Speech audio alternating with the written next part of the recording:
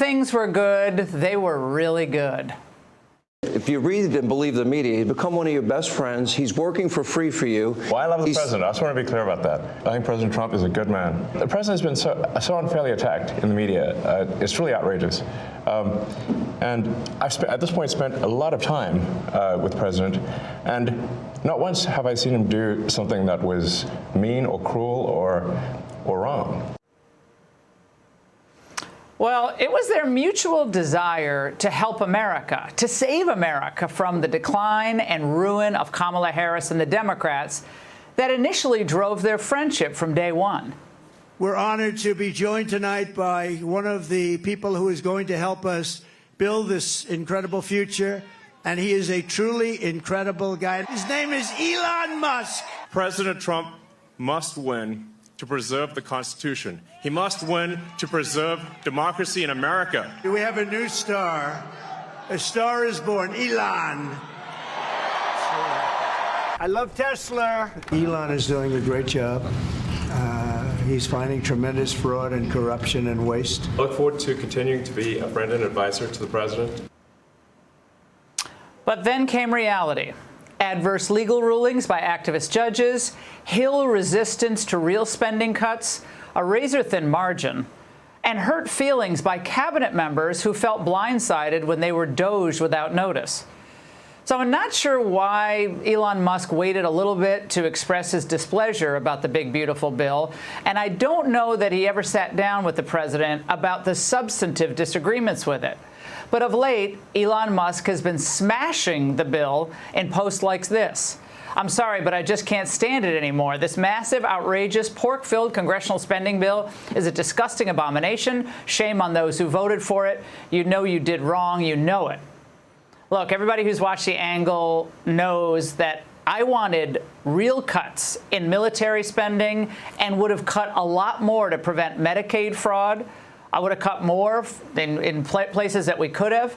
But beyond that, there actually are not reams and reams of pork that we're used to seeing in these omnibus bills. It's pretty much what Trump campaigned on. And Musk had to know this. You know, no tax on tips, no tax on Social Security, increases in military spending, increases for spending at the border. These are all things Trump campaigned on. But as for the DOGE cuts not being made permanent, yeah, that's also not Trump's fault. But obviously, I get why Musk is mad about that. I would be too. But again, Elon should see that Trump is not the problem here. Like, what Republican could have done more with this tiny majority than Donald Trump, I ask you? Now, I'm convinced that until we have multiple bond auctions that just fail, we're simply not going to have the votes needed to push through large-scale spending cuts. Just not going to happen. There's no Republican will. There's no bipartisan will to do that. And then things are going to be so bad that, yeah, Democrats are going to say, OK, we'll do whatever we have to do. That's when that's finally going to happen. But now, if they kill this bill, as imperfect as it is, and Musk wants that, my question tonight is, then what? Does Elon Musk really think that the result will be more spending cuts? I'll tell you what's going to happen, because unfortunately I've been around Washington for far too long. What's going to happen then is the opposite. Because to avoid a default on our debt, which is going to be avoided, John Thune would have to cut a deal with Schumer. And then what's going to happen? Well, we're all going to have to swallow a bigger, beautiful bill, which will make Democrats really happy and destroy Republicans. So even mega billionaires, even presidents, look, they all get their feelings hurt. They're human beings. But both men, I bet, are going to see that they're better off as friends than enemies. Trump is president. Elon is a genius innovator. They accomplished a lot together in a short period of time. Not everything they wanted. Of course not. They turned over, though, a lot of rocks. They kicked the hornet's nest big time in swampy D.C. They exposed the bureaucracy. DOGE didn't find $1 trillion in cuts, but still had a major impact. So I would celebrate that. There's a lot of good there. Acknowledge your frustrations, but when substantive differences get personal, well, things just veer out of control. He worked hard, and he did a good job. And I'll be honest, I think he misses the place. I'll tell you, he's not the first.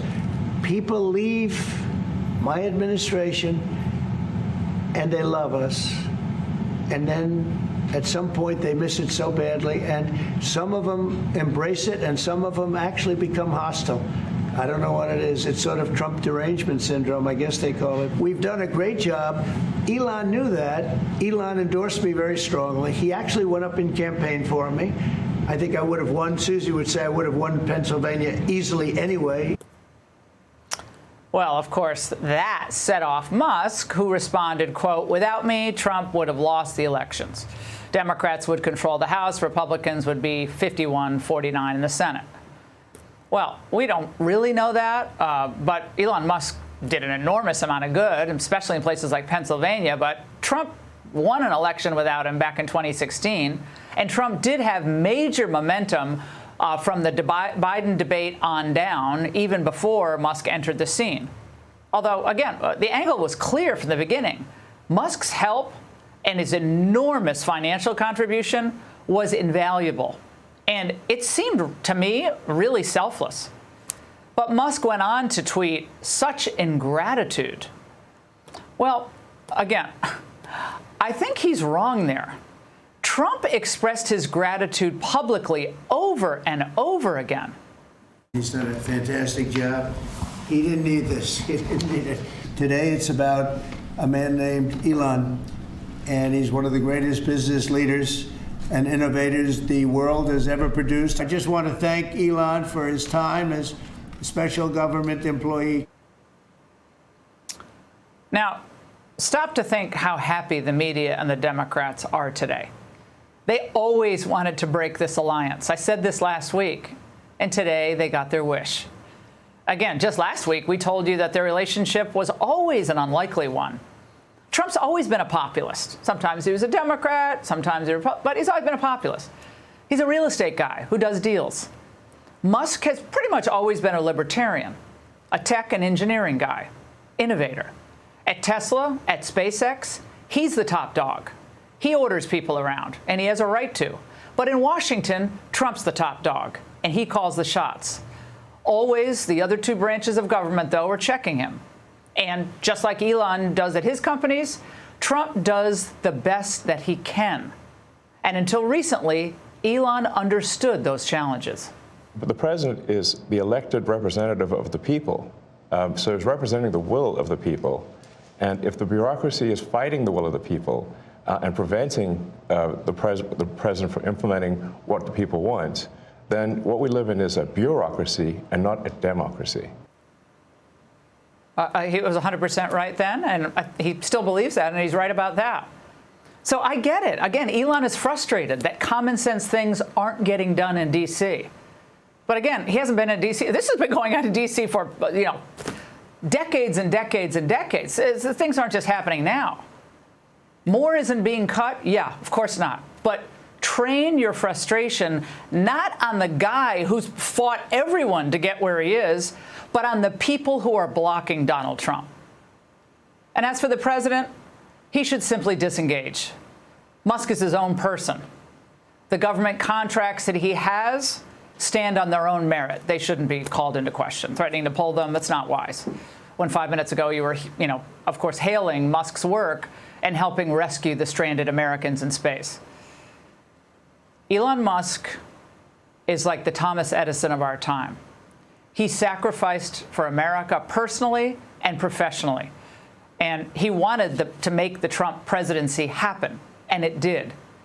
And I will say, back to the ingratitude complaint, but Trump showed his gratitude by giving Elon Musk a seat at almost every table, including in the Situation Room, in the Oval Office, at times at all the cabinet agencies. And I think Elon Musk, and I've been around since the Reagan years, he had more influence and more access to Trump personally than any other non-cabinet member in political history, at least modern political history. I can't think of one. Again, that itself was a sign of great respect and great gratitude to Elon Musk. Trump didn't have to do any of that. So Elon Musk was right to bet on Trump in the fall, and wrong to give both of their enemies a gift by turning on him publicly now. It's a healthy thing that there's a robust debate inside the party about substantive matters. I always say this. Look at the Democrats. They're in lockstep in failure. And now All the Democrats are suffering. But at the same time, let's not forget that Donald Trump won the GOP nomination 3 times in a row. He beat the Bushes. He beat the Clintons. He beat the Obamas. He beat Biden. He beat Harris. He beat the media.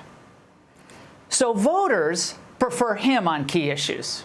No more forever wars, no more unfair trade, no more giving sweetheart deals to China, no more open border. And by the way, no more $4 gasoline. So if Elon now joins hands with the Never-Trumpers after all that, look, there's nothing anyone can do about it. It makes me sad. You know, it makes a lot of people sad. But I bet he's smart enough to soon discover what a sour and unappealing lot the Never-Trumpers are. And that's the angle. Hey, Sean Hannity here. Hey, click here to subscribe to Fox News YouTube page and catch our hottest interviews and most compelling analysis. You will not get it anywhere else.